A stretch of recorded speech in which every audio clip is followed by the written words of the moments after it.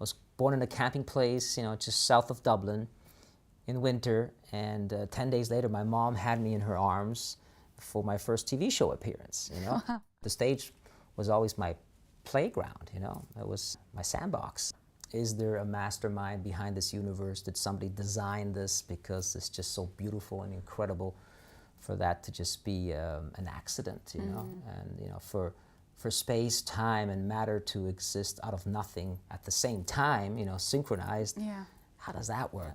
There's like some kind of composer, inventor behind this universe and behind every microcosmos that you and I are. And for me, that's God. I would say, at least this is how I perceive you. You're a very intentional person that is focused on bringing good into this world and bringing peace into this world. And your last track on this album is called Symphony of Peace. So it also mirrors these values that you have. It's a 6-minute track that focuses on peace. Do you think that music can bring peace into a world where there's so much war? It's a good question. If you want to change the world, begin with yourself. And I don't know who came up with that phrase, but it kind of says it well, because we can't give something that we don't have, right? So for me, writing a song like Symphony of Peace, well, first of all, it helps me find peace. And if it helps others find some peace of mind, peace of heart, whatever it is, then it's already doing some work, right? I mean, there are examples in history. I mean, Bob Marley had this peace concert in Jamaica, and some people say that it prevented a civil war, And during the Second World War, there was a song, I think it's called Lily Marlene, that was played at 12 o'clock on both sides on the radio stations, and the soldiers would stop shooting for 3 minutes, right, to hear that song, because they would think about their loved one. And I do think that music can help appease things.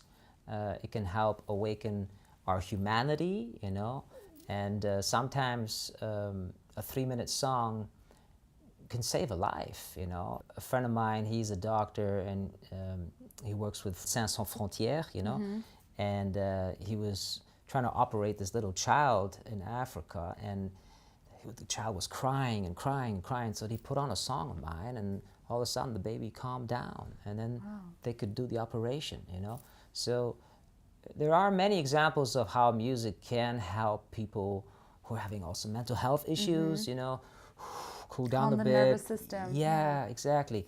But I'm aware that one song is not going to stop all the wars in the world, but if it stops a war that a single person is having in their heart or in their mind, that's already not bad, That's true, yeah. And if we can multiply that, yeah. There hasn't been a hymn for peace in a long time. It just felt like the world needs a song about this subject, because most of us want peace, right? That's Inner true. peace, political peace. So it was an attempt to bring 3 music genres together: pop and rock and classic. When I was a teenager back in the 90s, I got to be part of Pavarotti and Friends, and Pavarotti would bring these rock stars, and they would do this crossover between rock and classic, and that's kind of what inspired the 3 genres that you hear in this song, because we have Jonas Kaufmann, who's an extraordinary tenor, and when he started to sing in the recording studio, it just had goosebumps like the whole time. I looked like a chicken, I was like, "Wak, wak, wak, wak." It was crazy. I mean, that guy can sing. It's incredible. Yeah. And yeah, I mean, most pop songs are like, what, 2.5, 3 minutes long? So this is like 5.5, almost 6 minutes. So it is unusual. But I think it's going to be a strong moment also for my live shows, because at all my live shows, we have a minute for peace in the middle of this pop rock concert. Everybody just shuts up for a minute, and it's incredible when 10,000 people are just still. It's really impressive. There's a lot of people who have fears and worries and anxiety. And also, just when you were talking about the whole idea behind it, I was remembering "We Are the World" by Michael Jackson, and so many amazing artists that came together from all different kinds of True. genres, and they also made it work. And I think it's worth to invest a little more than 2 or 3 minutes Yeah. for a song like that to really be able to take it in. Yeah, And you're right.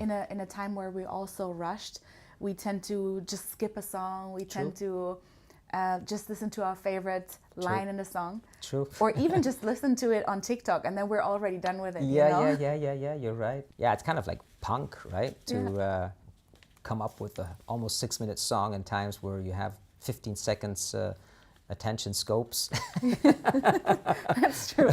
Yeah, and it gets worse and worse. Yeah. But to stay on a positive note, you just told us about the Oh yeah, the Minute of Peace. Minute of Peace Yeah. in every concert. I actually remember because I went to one of your shows right, yeah. in Hamburg. I think it was like an open air. Okay. And you also did that there, and I think it was amazing for everyone to witness that.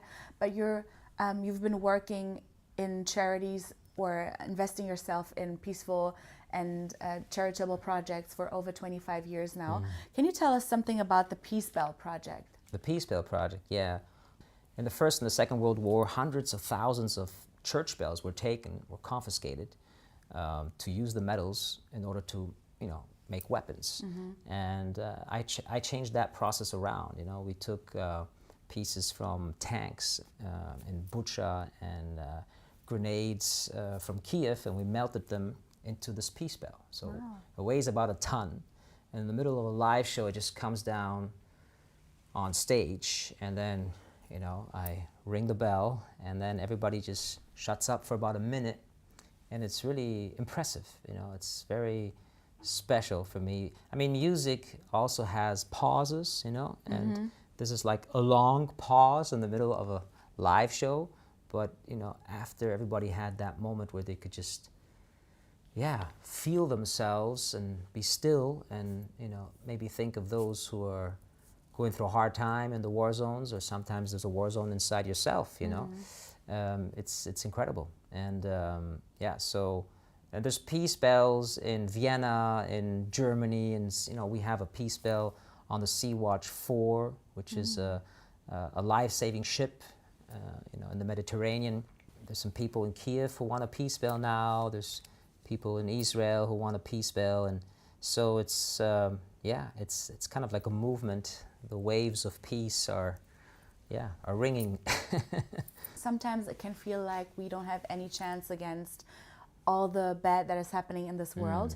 But even, as you said before, like, be the change that you want to see in the world, or start by changing yourself first in your environment, and you might be able to see some more change in this world. Definitely. I do believe in the domino effect, So if you do good to one person, there's a high chance that that person might do some good to another person, and that becomes a really good chain reaction that can really change, because the world consists of individuals like you and me, So if you want to change the world, let's start right here. Let's start within myself and within any relationship that there is. And I met Jane Goodall a couple years ago, and she was a great inspiration, because beyond what she had been doing for protection of animals and nature, it's incredible what a humanist she was as well. She was a peace ambassador for the United Nations worldwide, and for her, hope wasn't wishful thinking; it was action. Coming back to Traces. Yes. You told us earlier how your parents also were kind of an example of what they wanted to give into this world when you were making music together. And on your last album, you wrote a song for your mom that passed away when you were only 5 years old. Yeah. And this album, you took the time to process the loss of your father that passed away. What kind of traces would you say did your parents leave on your life?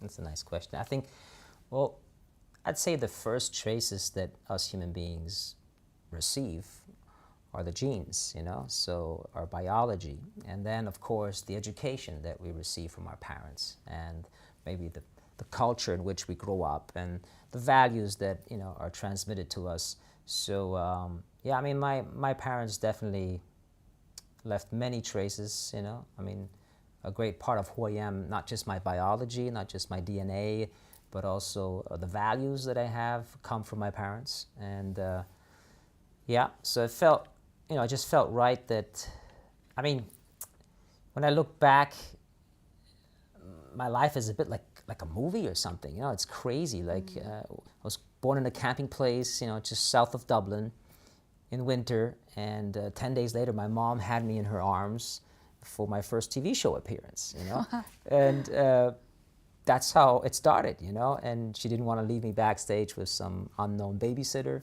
so I was literally kind of like born on stage. You know, and the stage was always my playground, you know. It was my sandbox. And so the first couple of years I was playing with trucks and cars, and then I discovered the microphone.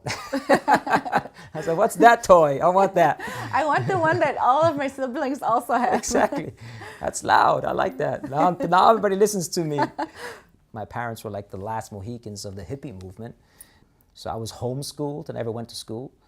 I don't even have a school degree. I have no diploma. I have nothing. But I picked up a couple languages, you know, because we were travelers. And then one day my dad bought a boat. So we lived on a boat in Amsterdam for 7 years. And then one day we bought a castle. What a childhood. Yeah. Interestingly enough, at the peak of the career, when, you know, in my early 20s, had all the fortune and fame you could wish for, I wasn't happy. I was looking for more. I was looking for something that you can't order on Amazon, you know, something that money can't buy. And that's what started the search for, yeah, for the big questions in life. You know, why are we here? You know, what's it all about? Is there a mastermind behind this universe? Did somebody design this because it's just so beautiful and incredible for that to just be an accident, you know? And, you know, for space, time, and matter to exist out of nothing at the same time, you know, synchronized. Yeah. How does that work? You know, there's got to be someone. Like a composer. A composer, yeah, like some kind of composer, inventor behind this universe and behind every microcosmos that you and I are. And for me, that's God. And so, yeah, that's what led me to the monastery step.